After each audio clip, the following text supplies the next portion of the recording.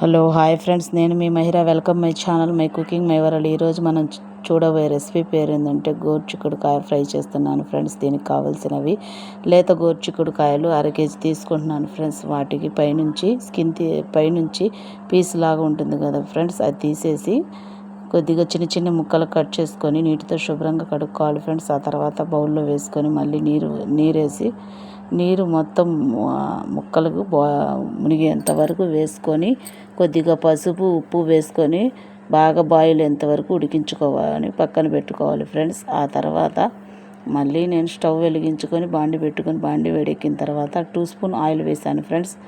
Oil వేడెక్కింది. Oil వేసిన తర్వాత కొద్ది పోపు దినుసులు, మనం ముందుగా కట్ చేసి పెట్టుకున్న కొద్దిగా ఆనియన్ ముక్కలు, 2 ఎండుమిర్చీలు, కొద్ది కరివేపాకు వేసుకొని పోపు బాగా వేగనివ్వాలి ఫ్రెండ్స్.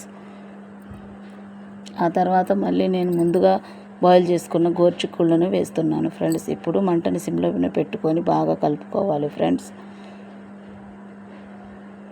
హై ఫ్లేమ్లో పెట్టకూడదు ఫ్రెండ్స్, మాడిపోతుంది మళ్ళీ.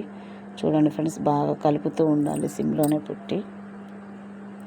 ఆ తర్వాత 1/2 టేబుల్ స్పూన్ పసుపు వేస్తున్నాను ఫ్రెండ్స్.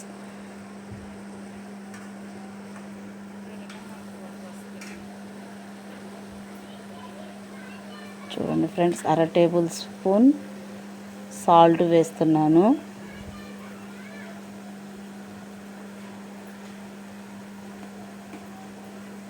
ఇప్పుడు బాగా కలుపుకోవాలి ఫ్రెండ్స్, మంటను సిమ్లో పెట్టుకొని. ఆ తర్వాత చిన్నుల్లిపాయలు కచ్చాబచ్చాగా చిదుముకున్నవి వేసుకుంటున్నాను ఫ్రెండ్స్, కొన్ని మంచి వాసనగా ఉండటానికి. ఆ తర్వాత 1 స్పూన్ కారం వేస్తున్నాను ఫ్రెండ్స్. బాగా కలుపుకోవాలి ఫ్రెండ్స్, సిమ్లోనే పెట్టుకోవాలి. చూడండి ఫ్రెండ్స్, బాగా మంచి వాసన వస్తుంది. మీకు ఇష్టంగా అనిపిస్తే కొబ్బరి కారం కూడా వేసుకోవచ్చు ఫ్రెండ్స్. నేనైతే ఇప్పుడు కొబ్బరి కారం వేయలేదు ఫ్రెండ్స్, ఓన్లీ చిన్నుల్లిపాయలే నేను వేసుకున్నాను కారం అది. ఇప్పుడు చూడండి ఫ్రెండ్స్, మన గోరుచిక్కుడుకాయ ఫ్రై రెడీ అయిపోయింది ఫ్రెండ్స్. దీన్ని సర్వింగ్ బౌల్లో తీసుకుందాం ఫ్రెండ్స్. ఈ వీడియో కనుక నచ్చినట్టు